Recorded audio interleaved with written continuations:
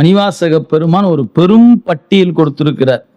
ஏன் அவ்வாறு இப்ப கருப்பைக்குள்ள போயாச்சு.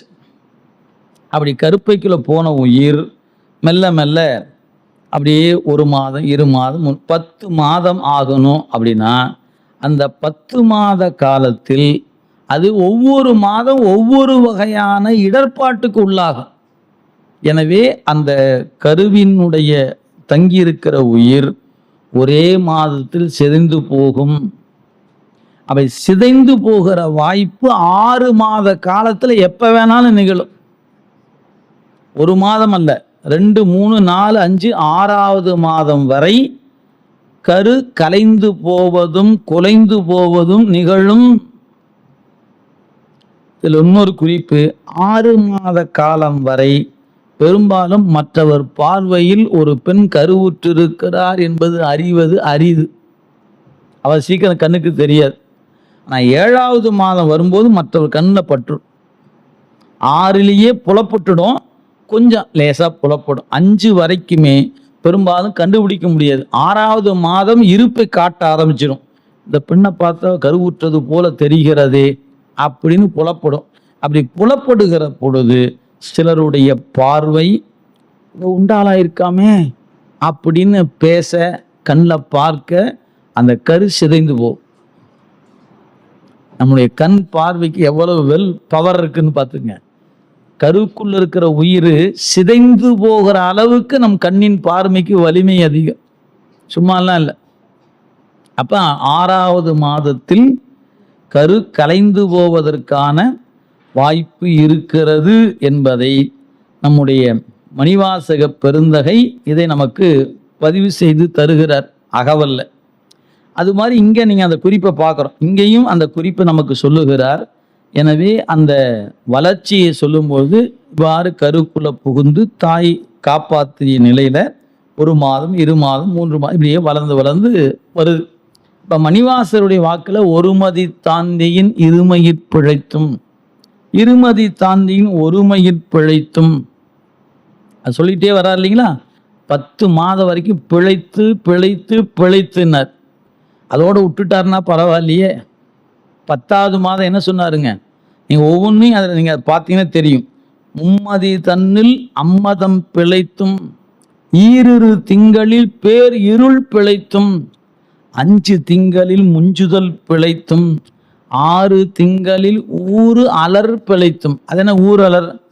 ஊரில் இருக்கவெல்லாம் பார்த்து பேசிக்கிட்டு இருப்பான், தெரியுமா உனக்கு, தெரியுமா உனக்கு அப்படின்னு எல்லாரும் கண்படுகிற காலம் அது. அந்த கண்படுகிற நிலையில ஊர் உலகம் நம்மை பலவாறு தூற்றும்.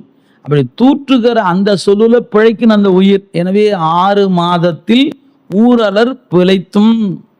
சரி, 7வது மாதம் ஒரு கால், 7வது மாதம் கருவை விட்டு உயிர்கள் வருவதற்கு வாய்ப்பு வந்தாலும் வரும். அப்படி வரும்போது அதுக்கு பேர் குறை பிரசவம் என்று பெயர். வேண்டிய அளவு எடை இருக்காது. நார்மலாக ஒரு குழந்தை 2.8 கிராம் 2 கிலோ இருக்கணும் அல்லது 3 கிலோ இருக்கணும்னு சொன்னால் அந்த 3 கிலோ இருக்காது. 1.5 கிலோ இருக்கும், 1.25 கிலோ இருக்கும். ரொம்ப வெயிட்லெஸ்ஸாக இருக்கும். காப்பாற்றுவது அரிது. அப்படி குறைப்பிரவத்தில் வரும் பொழுது ஒரு கையில் பாதிப்போ காலில் பாதிப்போ உடல் ஊனமாகவோ இருப்பதற்கான வாய்ப்பு அதிகம். சரி, 7வது மாதம் இப்படி ஒரு பிரச்சனை இருக்கா? இருக்கு. அதனால 7வது மாதம் தாழ் புவி பிழைத்தும்னார். 7 திங்களில் தாழ் புவி பிழைத்தும். 8வது மாதம் அந்த கருக்குள்ள அந்த உயிர் ரொம்ப கஷ்டப்படுங்க. 8 திங்களில் கட்டம் பிழைத்தும். கட்டம்னா கஷ்டம்னு அர்த்தம், பெரும் துன்பம். 8 திங்களில் கட்டம் பிழைத்தும். 9 திங்களில் அப்படியே அந்த 8லேயே ஒரு துன்பம் இருக்குது, திருப்பி 9லையும் மீண்டும் ஒரு துன்பம். எனவே 9ல் வருதரு துன்பம் பிழைத்தும். சரி, 9 மாதம் கடந்தாச்சு. 10வது மாதம் எப்படியாவது விடுதலை பெற்றே ஆக வேண்டும் என்ற தவிப்பில் இருக்கும். ஆனால் தக்க தசமதி தாயோடு தான் வரும் துக்க சாகரம். சாகரம்னா கடல். என்ன சாகரம்? துக்க சாகரம், துன்பக்கடல்.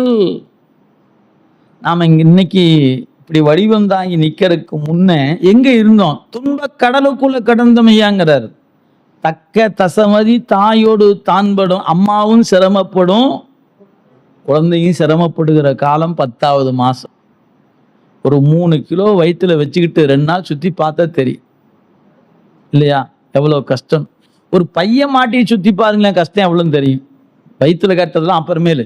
ஒரு 3 கிலோ கையில் ஒரு புத்தகத்தை கொடுத்து மாட்டிக்குங்க, ஷோல்டர் பேக்கில் போட்டுக்குங்க, இறக்கி வைக்கக்கூடாது அப்படின்னு சொன்னால் அந்த கஷ்டம் என்னன்னு அப்போ தான் தெரியும். அப்போ வயிற்றுக்குள்ள அந்த 3 கிலோ குழந்தைய தாங்கி நிற்பது தாய்க்கும் துயரம், குழந்தைக்கும் துயரம்.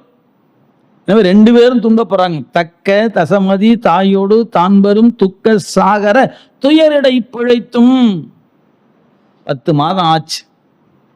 இப்ப இந்த துன்பத்தை தாய்க்கும் கொடுத்து தானும் பட்டு, ஏன் அந்த பிறப்புக்கு உட்படுகிற அந்த தருணத்தில் இந்த குழந்தையும் துன்பப்படுகிறது, தாயும் துன்பப்படுகிறது. 2 பேரும் மண்ணுக்கு வந்தாச்சு. அதுக்கப்புறம் முடிஞ்சிச்சா என்ன? அதுக்கப்புறம் பல துன்பம் இருக்கு. ஏன்? குழந்தை நேரத்து நேரம் சாப்பிடணும், தூங்கணும்.